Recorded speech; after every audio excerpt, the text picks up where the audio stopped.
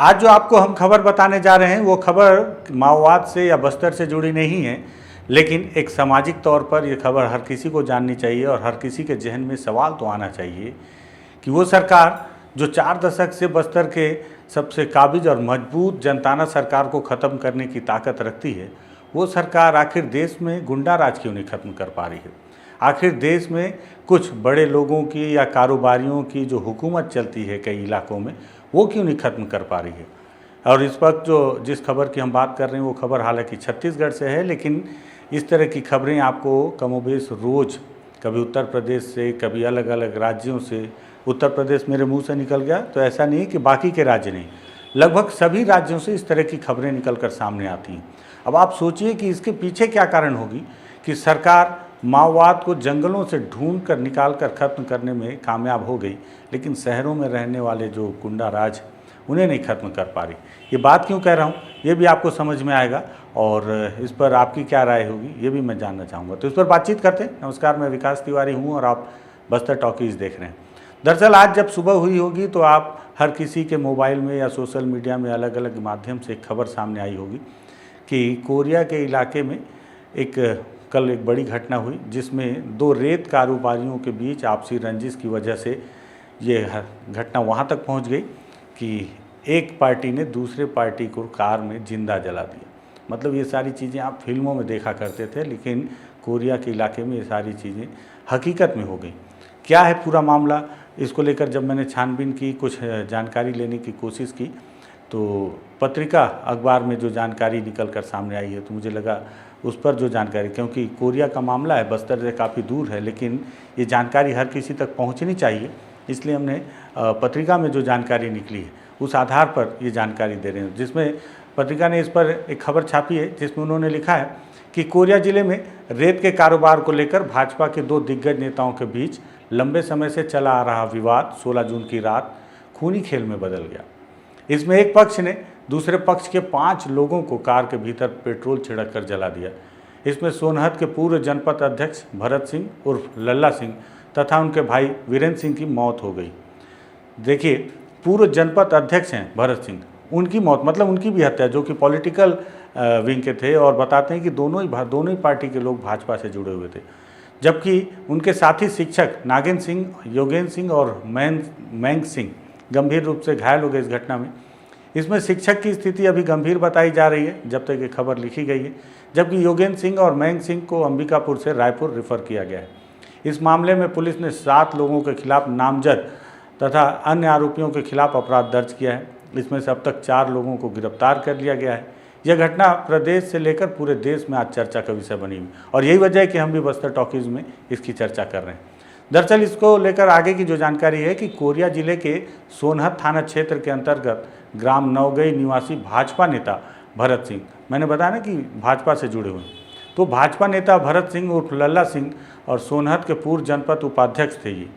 इन दिनों लल्ला सिंह के भतीजे के नाम से रेत का ठेका। देखिए, देश के अलग अलग कोने से रेत को लेकर विवाद हमेशा सामने आता रहता है और यहाँ पर भी रेत से जुड़ा हुआ ही मामला है। वहीं गांव के ही भाजपा नेता, देखिए दूसरी पार्टी भी भाजपा से ही जुड़ी हुई है। मतलब आप सोचिए कि देश में राम राज्य लाने वाली भाजपा पार्टी के ही दोनों नेता आपस में ही युद्ध कर रहे हैं और उसमें कितनी विभत्स से हत्या कर रहे हैं।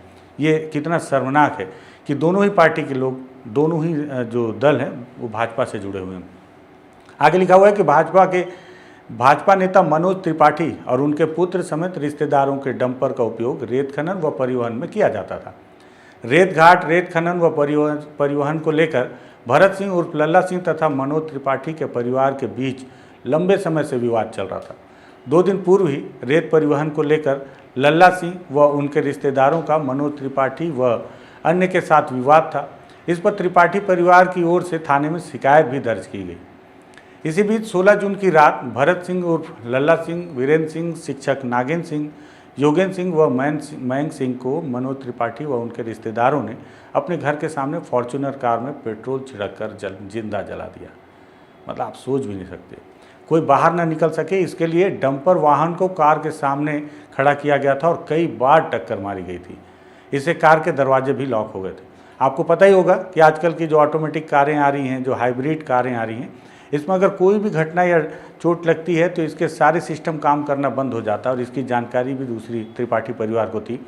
इसलिए उन्होंने फॉर्चूनर जैसी महंगी गाड़ी को भी डंपर से टक्कर मारी ताकि उसके सारे दरवाजे लॉक हो जाएं, सेंट्रल लॉक हो जाए और वो बाहर ना निकल पाएँ। इस पूरी घटना में लल्ला सिंह की कार में ही जलकर मौत हुई। कार में आग लगने से किसी को बाहर निकलने का मौका तक नहीं मिला और जो कार के कांच तोड़कर बाहर निकलने की कोशिश कर भी रहे थे उन्हें बाहर खड़े त्रिपाठी परिवार और उनके सहयोगियों के द्वारा बेरहमी से पीटा जा रहा था। इसी बीच अन्य तो किसी तरह बच निकले, लेकिन भरत सिंह उर्फ लल्ला सिंह की कार समेत भीतर जलकर ही मौत हो गई। वहीं घटना में गंभीर रूप से घायल वीरेंद्र सिंह, शिक्षक नागेंद्र सिंह, योगेंद्र सिंह व मयंक सिंह को मेडिकल कॉलेज अस्पताल अंबिकापुर ले जाया गया। यहाँ वीरेंद्र सिंह की भी मौत हो गई, जबकि शिक्षक योगेंद्र सिंह वेंटिलेटर पर हैं। अब तक इस मामले में 4 आरोपी गिरफ्तार किए गए हैं। भाजपा नेता व उनके भाई की जघन्य हत्याकांड वहीं जो हुई है उसमें पुलिस ने इसमें शामिल जो 4 आरोपी हैं, जिसमें अक्षय त्रिपाठी, सत्य प्रकाश त्रिपाठी, मन्नू त्रिपाठी और विशाल त्रिपाठी को गिरफ्तार कर लिया है।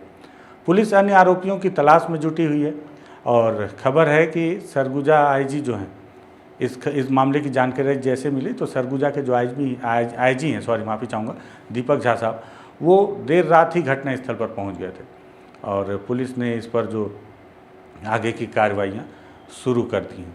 तो ये खबर है जो आज पूरे देश में सबसे ज़्यादा चर्चा का विषय बना हुआ है। पूरी गांव है, यहाँ पे 2 पक्ष हैं, एक तिवारी परिवार है, एक ठाकुर परिवार है। इनके बीच में पुरानी रंजिश थी, संभवतः कुछ इनके व्यापार से रिलेटेड रंजिश थी। उसमें दोनों पक्षों के बीच में कल मारपीट हुई थी, जिसकी परिणति ये घटना के रूप में शामिल हुई है। यहाँ पे गांव में आए हुए थे, इसमें एक व्यक्ति की यहीं पे घटनास्थल पर मृत्यु हो गई है और बाकी 3 घायल है, जिनको रिकवर कर दिया गया है।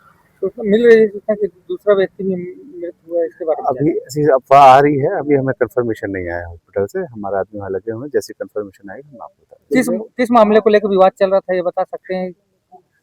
इनके बीच में पुराना का भी व्यापार है, शायद रेत का व्यापार है, इसको लेके इनके बीच में बात चला आ रहा था। इसके अलावा और भी यहाँ व्यापार, दोनों पक्ष व्यापारी हैं, तो उसके बीच में पूर्ण व्याप्त। तो अभी तक क्या एफआईआर हो गई? कितने लोगों के नाम है, कितने लोग गिरफ्तारी? एफआईआर इसमें हो गई है। इसमें हमने करीब 4 लोगों को संदेह के आधार पर उठाया है और अभी वह हमसे पूछताछ जारी है। इसके अलावा करीब 9 लोगों के ऊपर नामजद एफआईआर कराई गई है। सर, पेट्रोल मुझे लगा कि हमेशा हम बस्तर के माओवाद और अलग अलग तकलीफ़ों पर बातचीत करते हैं। आज जब इस खबर को मैं सुना तो मुझे लगा कि सवाल को सरकार के सामने और जनता के सामने लाना चाहिए कि आप सोचिए कि आपने एक तारीख तय कर दी कि इस तारीख तक 31 मार्च तक माओवाद को समाप्त कर देंगे। वो माओवाद जो किसी ने सपने में भी नहीं सोचा था कि समाप्त कर दिया जाएगा। आपकी इच्छा शक्ति थी, आपने समाप्त किया, लेकिन इसके बाद शहर क्या दिया आपने? शहरों में जो गुंडा राज चल रहा है, इस तरह के जो गैंग वार चल रहे हैं, उसको ख़त्म करने को लेकर कभी आपके मन में ये ख्याल नहीं आया होगा कि इसको लेकर भी एक तारीख दे दी जाए, क्योंकि हर कोई जब घर से बाहर निकलता है तो ये सोच कर निकलता है कि वापस लौटेगा। अब सोचिए कि लल्ला सिंह घर से निकले होंगे तो ये सोच के ही निकले होंगे कि घर वापस लौटेंगे, लेकिन त्रिपाठी परिवार ने उन्हें लौटने नहीं दिया और इतनी बुरी मौत उनके हिस्से कर दी। और इस पर अब क्या कार्रवाई होगी, इस पर कब तक उन आरोपियों के खिलाफ बड़ा फैसला आएगा, या हो सकता है कि बड़े पैसे वाले लोग हैं, इतनी बड़ी घटना को करके भी वो बच जाएं, ये तो आने वाला वक्त बताएगा। क्योंकि हमारे देश में कभी भी न्याय गरीबों को नहीं मिलता। हालांकि इसमें दोनों ही जो पार्टियां गरीब नहीं हैं, दोनों ही पार्टियां बाहुबली हैं। यूपी का स्टाइल हो गया है, बताते हैं कि यूपी में बाहुबलियों की चलती है, यूपी बिहार के इलाके में, लेकिन छत्तीसगढ़ में भी उसी तरह की स्थिति हो रही है। क्या यही स्थिति लाने के लिए आपने माओवाद समाप्त किया था? क्या ऐसी ही परिस्थितियां शहरों में पैदा करने के लिए आपने जंगलों को शहर बनाने की शुरुआत की है? बस्तर के जंगलों को भी इसी तरह का शहर बना दिया जाएगा। क्या इसी तरह का शांति और विकास बस्तर में भी आएगा? बस्तर से मेरे जहन में सवाल आया, तो मुझे लगा कि इसकी जानकारी देते हुए दर्शकों के सामने सवाल रखूं, सरकार के सामने भी सवाल रखूं कि माओवाद की तरह इस तरह के गैंगवार और गुंडा राज की तारीख कब तक आप तय करेंगे? कब बताएंगे कि इस समय में, इस तारीख के बाद देश में, प्रदेश में कोई भी गैंगवार या गुंडा राज नहीं चलेगा?